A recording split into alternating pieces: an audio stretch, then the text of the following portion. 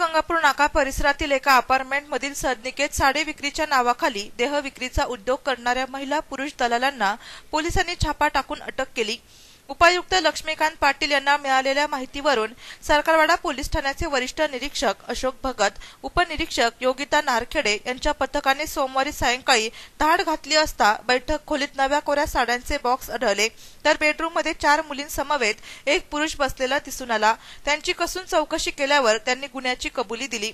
याबाबत अधिक माहिती सहाय्यक पोलीस आयुक्त रमेश पाटील यांनी दिली। याबाबत अशी गोपनीय बातमी माननीय पोलीस उपायुक्तांना मिळाली होती। त्यानुसार आम्ही आणि पोलीस स्टेशनचे सरकारवाडा पोलीस स्टेशनचे पोलीस भगत यांनी या ठिकाणी कारवाई केली आहे। या ठिकाणी 4 महिला मिळाल्या आहेत। त्यापैकी या ठिकाणी जी महिला अवैध व्यवसाय करते त्याबाबत तिच्यासोबत 3 महिला आणि 1 मनुष्य मिळून आलेले आहेत। त्यांना आम्ही त्यांच्यावर कारवाई करत आहोत। नाही, याबाबत नागरिकांनी सतर्क करून आम्हाला तक्रारी करायच्या आहेत आणि त्याप्रमाणे आम्ही कुठलाही असा प्रकार चालत असेल तर त्या ठिकाणी कारवाई करू। 4 दिवसांपूर्वी जुना गंगापूर नाक्याजवळील व्यावसायिक संकुलात अशाच प्रकारे देह विक्रीचा व्यवसाय केला जात असल्याचे पोलीस कारवाईनंतर उघडकीस आले होते।